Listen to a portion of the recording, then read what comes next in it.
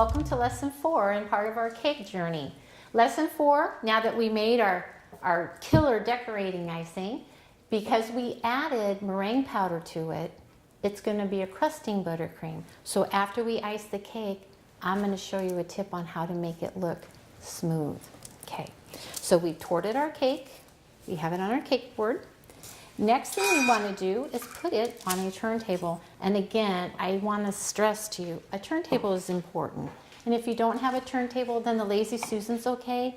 But you do need something that will rotate as you ice your cake. It'll make it a whole lot easier for you. First thing I want to do is I want to make sure that I don't have any crumbs on my cake. We're just going to make this so simple for you. You're just going to be amazed. You're going to impress yourself. First thing we want to do is just brush all the crumbs away. Nobody likes a crummy cake, so we want to make sure you just brush all the crumbs. You don't have to get real aggressive, and if you have a couple loose crumbs on your cake, you can just kind of dust them away. And then one of the things I want to talk about is spatulas. There are so many different kinds of spatulas out there. They have straight spatulas, curved spatulas, angled spatulas. One of my favorite guys to use when I'm icing my cake is this spatula. Just a little angled guy, and that way there I have control over him. When I start getting into larger spatulas, to me I'm a little clumsy with them and they're harder for me to work with. But whenever I do use a spatula, I always make sure it's angled because it keeps my hand away from the surface of the cake. Whereas a flat one, if you have a large cake and a flat spatula, you really have a hard time trying to get it nice and smooth. So that's why I use an angled spatula, and that's what this is called. Also, there's a couple different ways you can ice a cake. One is just taking it out of the bowl, plopping it on the cake, and then starting to smooth it out. One of the problems I see when beginners are starting to ice their cakes is they don't put enough icing on their cake. And actually what happens is you start touching the cake, and when you start touching the cake, that's when you get crumbs in it. So we don't. What's nice is this is called a quick icer tip, and it has a nice thick band right here. So, and I'm going to show you how easy it is. So as you apply the icing to the cake, it puts on a nice band of icing for you. So all you're doing is smoothing out the icing. You're not really trying to ice it to where your cake is showing. Again, when we were torting the cake, we talked a little bit about piping bags in different sizes. Well, this is the larger guy. Also, I said when I was piping my border, my dam for my cake, I said I don't ever fill the bag more than half full. Well, not always true. On this one, I am going to fill it all the way full because I'm going to go through the icing so fast, putting it on the cake, that I'm not really going to stress out my hands because all I want to do is just apply it. They have so many things out there. If you have a little buddy, you can say, can you hold this for me? And you can put your icing in that way. If you don't, they have a thing, it's called an icing bag holder that you can buy. Or if you have a vase at home, or if you have a big plastic, the kind of cups you can get from your convenience store, those work great too, okay? So first off, this is our icer tip, and it's also known as a tip 789. It has ridges on one side and a smooth side on it. We're going to take this, and you don't need a coupler. As in the previous lesson when I was showing you how to put the coupler on it, remember tip 12? This one doesn't need a coupler. See where the serrate lines are? This is where I want to cut. I want to cut just above the serrate. So what I'm going to do is take my marker, and I'm just going to draw a line like that. And then just like back when we were putting in the coupler, remember how I pushed the bag back just a little bit? We're going to cut right across there. Now kind of make a nice straight line, because if you don't, sometimes when you push it in, and see right here, it wasn't real straight. So I covered some of my little spikes there. So you want to come back and you want to make sure you cut it nice and straight. Now see right here?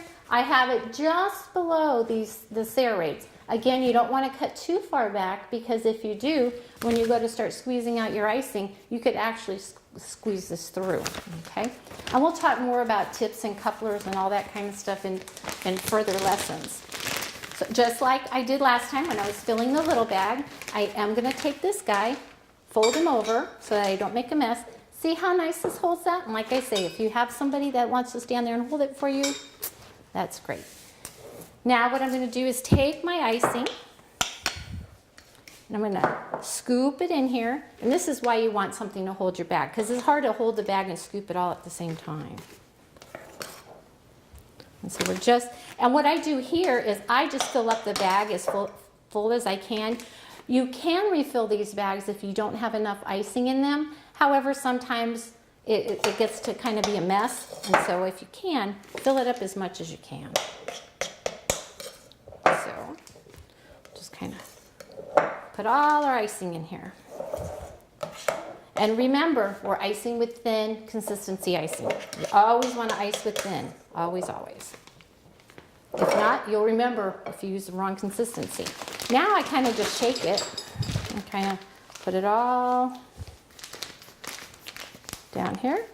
And kind of want to burp the bag, kind of like that old Tupperware stuff they used to say to do. And then, ooh, see, it's already wanting, it's excited. Okay, now, what we're gonna do here is we're just gonna take, and we want the serrated side towards the cake because we want the icing to stick. And it's kind of like grouting the tile on your floor and stuff, how they have the serrades there. Same difference here. Now watch how easy this is, okay? I'm just squeezing and turning, and see, look at that. So easy to do. It's amazing. And then we're just gonna keep going. And you're not looking to ice it pretty at this point. This is just nothing more than an avenue to get the icing on the cake. This is just an easier way to do it. And if you notice, look how thick my icing is. That way there, I'm gonna smooth out the icing because I don't wanna touch the cake. Now on the top here, you can kind of just do whatever. And here, I'm just gonna kind of squeeze it out. And to get the rest of it, I usually take my hand and I just kind of stick it in the bag right here and just let it all come out. If you had enough, you probably could go around like this, but I'm thinking it's a little too short, so I may need to take the rest of that icing out of that bag. Now see, if I needed to refill it, you just kind of have to pull your bag out and you can stick it back in here and you can fill it up. So you still can reuse the bag. Okay. Now, first step is I'm gonna just lightly go, and I wanna make sure that all the icing is attaching to my cake. See how nice this icing is just smoothing out? That's because of that decorator icing that I showed you. I mean, you're just, it's completely different than store icing. And once you've tried it, you're gonna surprise yourself. Okay. Now, when we start to ice, when we start to smooth it out, if there's any excess icing, you can scrape it in your bowl and reuse it. Just if you get crumbs in it, you need to put it aside because you don't want to put the crumbs back in your bowl if you want to still use your icing, okay? So we're just going to come around, and what I do, and some spatulas actually, let me clean this off a little bit so you can see. Some spatulas actually have a flat top on them. The flat top is really nice where you can just set it against the cake board and go around it so it stays nice and flat. So what I do is I just take it and I just go straight up and down and I just come around. And don't worry about getting it on the cake board. Don't worry about that at all. And if you find that you're icing and you start seeing your cake, just simply go back and just add a little bit more icing to that spot.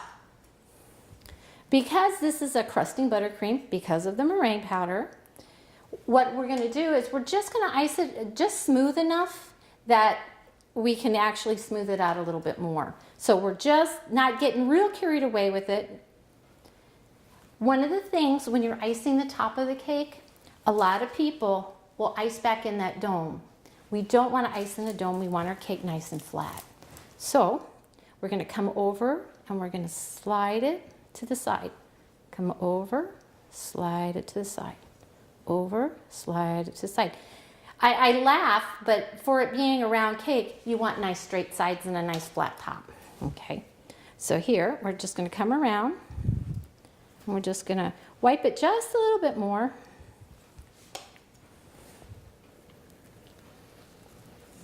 And then, like when you have a spot like that, you can just come by Just do this.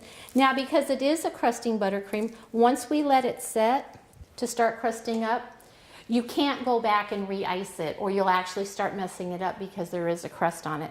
One of the things about crusting buttercream is that once it crusts over, you can smooth it out, but until it crusts over, you can work on it. So you just want to make sure it doesn't crust while you're still working on it. And as long as you work on it, it's not going to harden. Once you stop and just let it rest and the surface area gets the air, that's when you'll notice it. Even though it's a crusting buttercream, because it has the high ratio shortening and it also has the bright white in it, it will never get hard because of the shortening. The outside's going to get a little crust, but it's not going to get hard. So it's not going to be a hard icing thinking, gosh, now I won't be able to eat my cake because it's so hard. Now what I'm going to do is just let it set. What I'll do is I'm going to check it. It takes about 5-10 minutes. Sometimes it can even take longer than that. And what you do is you touch your cake, and I'm going to do this right now. If you touch your cake and you see how the icing's coming up, you know it's not ready. So we'll try it in about 5 minutes, and then we'll see if it's ready, and if it is, I'm going to show you how to smooth it out with parchment paper. So now I think our cake is crusted, and how we're going to tell is we're going to touch it. And remember last time when I touched it, how the icing came out on my hands? See now, and you don't get too aggressive, but you just kind of touch it, and there's no icing. So now we're going to take a piece of parchment paper, and we're going to smooth it. One of the things you can also use if you don't have your parchment paper on hand is a paper towel. Just make sure that it's a smooth paper towel. If it has an impression on it, you're going to leave an impression on your cake. And I want to show you that in a further lesson. Okay, we have our parchment paper. When you start to smooth your cake, you don't want to use your hand. You don't want to go like this and put your hand on top, because number one, your hand's not flat. Number two, the heat from your hand or your body can actually cause ripples in your cake. So I use my spatula. You also could use a sponge. You can just use anything you want, just something that's flat. Now all I'm going to do is, let me show you the top of my cake in case you can't see it. Okay, so see I have all those little ridges right there? I'm going to take my parchment paper and I'm just going to go lightly. You don't want to get aggressive because you don't want to break that little bit of crust on your cake. And I'm just going to lightly, see I'm just lightly going over it. And what this is doing is it's kind of moving my icing. And then see how it got nice and smooth? Then we can go around the sides, and if you find that there's a side that you're not too happy with, I usually take my parchment paper and I rip it down, and then I fold the edge so I have a nice flat edge so that it doesn't dig into my cake. And then you just take it and you lightly go around it and see how smooth it gets? And you just continue to do this around the whole cake. Now, if you get aggressive, and I'm going to get aggressive right here, and I want to show you what's going to happen. If you get too aggressive, you can see how your cake ends up starting to get wrinkles in it. That's because you're breaking the crust on the cake, and you're starting to get the icing from the inside that's still soft to the outside. So you don't want to get aggressive with it at all. Okay? This is pretty much the end of, oh, I want to show you one more thing. Your cake board. The icing on your cake board, remember how when we iced it, if you just take a wet paper towel and you can come around, and you don't need to get real super close to your cake because we're going to learn how to do borders, and you're going to go ahead and cover that. But if you have any icing that's kind of on the outside of your cake board, there. Now you have a cake ready to ice or to put beautiful borders on. And actually, that's the next lesson. Lesson 5. See you then.